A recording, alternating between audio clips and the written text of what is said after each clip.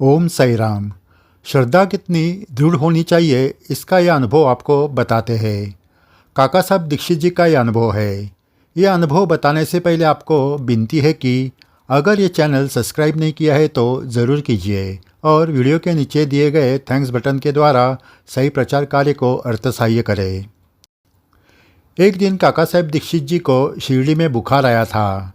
2 दिन में ही वो बुखार इतना बढ़ा कि उनको खड़े रहने की भी ताकत नहीं रही। पूरे बदन में दर्द था। आखिरकार काका साहब ने माधवराव से कहा, माधवराव, मैं बुखार में तप रहा हूँ। आप बाबा के पास जाकर कहो कि मैं बुखार से तड़प रहा हूँ।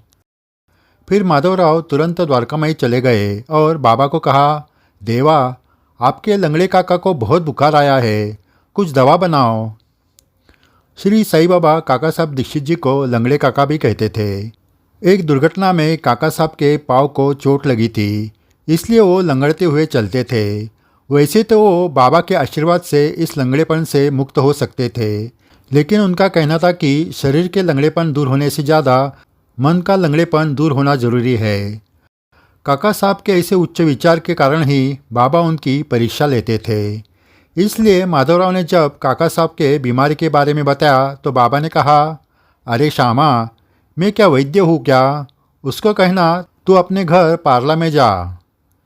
ये सुनकर माधवराव गुस्सा हो गए। माधवराव जी का उतना अधिकार था कि वो बाबा पर गुस्सा कर सकते थे। उन्होंने कहा, देवा, काका साहब तुम पर भरोसा रखकर बैठे हैं और उन्हें दवा न देते हुए आप उनको अपने घर वापस जाने के लिए कह रहे हैं। अब तुझे क्या बोलेंगे? बाबा ने फिर से कहा, श्यामा, उसे कहना सच में पार्ले में अपने घर जा, यहाँ शिरडी में मत रहना। बाबा के सामने किसी की चलती नहीं थी। उनका शब्द मतलब पत्थर की लकीर थी।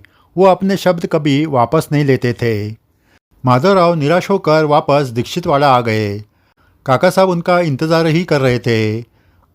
माधवराव आते ही उन्होंने पूछा, माधवराव, बाबा ने उदी दी क्या? माधवराव बोले, काका साहब, आप बाबा के खेल जानते ही हो। उन्होंने उदी नहीं दी और आपको वापस घर जाने के लिए कहा है। अब क्या कहूँ इस देव को? ये सुनकर काका साहब को बहुत बुरा लगा, क्योंकि ऐसे बुखार में बाबा उनके पास रहने के लिए न कहकर वापस घर जाने के लिए कह रहे थे। फिर भी काका साहब ने सोचा कि इसमें भी कुछ कारण हो सकता है, हमें उनकी आज्ञा का पालन करना ही होगा। उन्होंने घर वापस जाने की तैयारी की और माधवराव के साथ वो द्वारकामाई में आए। उनको देखते ही बाबा ने कहा, अरे काका, जो बीमारी आई है वो 4 दिन में निकल जाएगी। तू अब अपने घर जा, लेकिन लेटकर सोना नहीं। बादाम पिस्ता का शीरा खाते रहना। घर जाते वक्त अपने साथ श्यामा को भी लेकर जा, उदी भी लेकर जा। इतना कहकर बाबा ने उनको उदी दी। काका साहब को माधवराव साथ में आ रहे हैं ये देखकर अच्छा लगा। माधवराव के रूप में बाबा ही साथ में है, इसका उनको भरोसा था। लेटकर सोना नहीं, इस बाबा की आज्ञा का पालन उन्होंने यात्रा में भी किया। मुंबई जाते वक्त तो रेल में वो बैठकर ही रहे। रात के 11 बजे वो मुंबई में पार्ला स्टेशन पर उतरे। उस वक्त पार्ला स्टेशन आज की तरह नहीं था। स्टेशन पर छोटे दिए जल रहे थे। आधा अधिक स्टेशन अंधेरे में ही था। स्टेशन मास्टर काका जी के पहचान के थे, इसलिए उन्होंने अपना एक पोर्टर काका साहब के साथ दिया। बारिश के दिन, चारों ओर अंधेरा, ऐसे में सभी खेत में से जाने लगे। आगे पोर्टर दिया लेकर, बीच में काका साहब और उनके पीछे माधवराव। ऐसे धीरे धीरे चलकर रात को 12 बजे वो काका साहब के बंगले पर पहुंच गए। शिरडी में 2-2 महीने रहने वाले काका 2 दिन में ही वापस आए, ये देखकर उनकी पत्नी हैरान हो गई। काका साहब के मुंह की तरफ देखा तो उनका चेहरा देखकर वो समझ गई कि उनकी तबीयत ठीक नहीं। उन्होंने काका साहब के शरीर को स्पर्श किया तो उनका बदन बुखार से तप रहा था। उन्होंने कहा, बाबा ने ऐसे बुखार में तुम्हें यहाँ कैसे भेज दिया? क्या आप बाबा की आज्ञा तोड़कर यहाँ आए हो? काका साहब ने कहा, नहीं, बाबा ने कहा है कि घर वापस जाए, 4 दिन में बीमारी दूर हो जाएगी। सिर्फ बिस्तर पर लेटने में मना कर दिया है। बादाम पिस्ता का शीरा खाने के लिए कहा है। काका साहब की पत्नी का भी बाबा पर विश्वास था। उन्होंने तुरंत शीरा तैयार किया और माधवराव के साथ काका साहब को भी खाने को दिया। दिन भर की यात्रा से काका साहब का बुखार और बढ़ गया था। रात भर वो बैठे रहे। बाबा के आज्ञानुसार लेटकर सोए नहीं। सुबह काका साहब की पत्नी ने डॉक्टर डिमोंटी को बुलवाया। डॉक्टर काका साहब के बचपन के वो मित्र थे। उन्होंने आते ही काका साहब की पूरी जांच की। उन्होंने कहा, बुखार का स्वरूप चिंता करने वाला है, उनकी देखभाल करे, मैं दवाइयाँ भेज देता हूँ, शांत चित्त से सो जाइए। इतना कहकर वो चले गए। लेकिन बाबा की आज्ञा थी, इसलिए उन्होंने शीरा खाना छोड़ा नहीं और बिस्तर पर लेटे नहीं। डॉक्टर ने भेजी हुई दवाइयाँ भी उन्होंने ली नहीं। शाम को डॉक्टर आए और काका साहब ने शीरा खाया, सिर्फ बैठे रहे। इतना ही नहीं तो बंगले में यहाँ वहाँ टहल कर आए। ये सुनकर डॉक्टर डर गए। उन्होंने कहा, ये बुखार निमोनिया है, ऐसा ही चलता रहा तो स्थिति चिंताजनक हो जाएगी। लेकिन काका साहब के डॉक्टर तो श्री साईं बाबा थे। ऐसे ही 2 दिन निकल गए। काका साहब की तबीयत और गंभीर होने लगी। शरीर में ताकत नहीं बची। उन्हें बैठना भी अब मुश्किल होने लगा। बाबा की आज्ञा के वजह से वो लेट नहीं सकते थे। बैठे बैठे वो दर्द के वजह से करहा रहे थे। काका साहब की बीमारी का समाचार उनके मित्रों तक पहुंच गया। अन्ना साहब दाभोळकर, नाना साहब चांदोरकर, भाऊ साहेब धुमाळ, प्रोफेसर नारके, दादा साहेब खापर्डे, भीष्म, ऐसे सभी मित्र उन्हें मिलने आए। काका साहब की ऐसी हालत देखकर सभी दुखी हुए। डॉक्टर डिमोंटी की चिंता बढ़ गई थी। रोगी नियमों के बाहर का आहार ले रहा है, दवा नहीं ले रहा है, फिर रोगी ठीक होगा कैसा? अगर ऐसा ही चलता रहा तो काका साहब की मृत्यु अटल थी।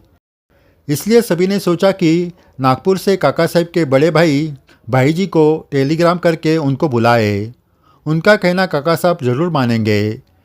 लेकिन काका साहब ने कहा, भाई जी को टेलीग्राम भेजकर तकलीफ़ मत दीजिए। बीमारी आई है, वैसे वो 4 दिनों में चले जाएगी, चिंता मत करिए। काका साहब का बाबा के शब्दों पर पूरा भरोसा था। उनके पत्नी का भी विश्वास था। काका साहब एक फकीर के चंगुल में फंसकर पागल हुए हैं, ऐसे समझने वाले कुछ लोगों में से डॉक्टर डिमोंटी एक थे। आखिरकार डॉक्टर भड़क गए। उन्होंने कहा, एक फकीर के पीछे पागल होकर आप अपने ज़िंदगी को खतरे में डाल रहे हो। वो फकीर क्या तुम्हें ठीक करने वाला है? आप मेरी सुन नहीं रहे हैं। अगर आपको कुछ हुआ तो सभी मुझे ताने मारेंगे, इसलिए कल से मैं यहाँ नहीं आऊँगा। काका साहब शांत शब्द से बोले, आप डॉक्टर के नज़रिए से बराबर कह रहे हैं, लेकिन आप मेरे डॉक्टर से ज़्यादा मित्र हो। आप डॉक्टर नहीं तो मित्र समझकर मुझसे मिलने आ जाओ। मैं 4 दिन में ठीक हो जाऊंगा, ऐसे बाबा ने कहा है। तुम चिंता मत करो। आपके डॉक्टर के करियर पर कोई भी असफलता का दाग नहीं लगेगा। फिर आगे भी डॉक्टर उनको मिलने आते रहे। ऐसे 8 दिन हो गए। अब तो काका साहब की हालत चिंताजनक हो गई। कमज़ोरी इतनी बढ़ गई कि वो कुछ बोल भी नहीं पा रहे थे। 8 दिन वो बैठकर ही आराम कर रहे थे। 8वां दिन चिंता की हालत में चला गया। सिर्फ काका साहब, उनकी पत्नी और माधवराव, इनका बाबा पर विश्वास था। निमोनिया की इस हालत में कोई भी बच नहीं सकता, ये सभी जानते थे। उसमें काका साहब दवाइयाँ ले नहीं रहे थे, नियमों के बाहर का आहार कर रहे थे, बिस्तर पर लेट भी नहीं रहे थे। इस वजह से सबको चिंता लगी थी।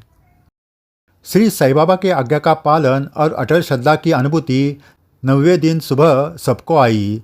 सभी ने देखा कि काका साहब का बुखार पूरी तरह से अपने आप निकल गया है और वो शांत चित्त से बिस्तर में सो रहे हैं। ये दृश्य देखकर कोई भी अपने आंसू रोक नहीं पाए। इसमें डॉक्टर डिमोंटी भी थे। काका साहब दीक्षित जी की श्रद्धा अटूट थी, जिसके आगे विज्ञान भी झुक गया था। इस अनुभव से हमें बहुत सारी सीख मिलती है। हमारी श्रद्धा भी सही चरणों में ऐसे ही अटल चाहिए। कोई भी संकट आने पर हम बाबा से रुठ जाते हैं, लेकिन ये हम नहीं सोचते हैं कि हमारी श्रद्धा की ये परीक्षा होती है, जैसे काका साहब की परीक्षा हुई। हम काका साहब के इतने महान भक्त नहीं है, लेकिन उनके राह पर चलने की ज़रूर कोशिश करेंगे।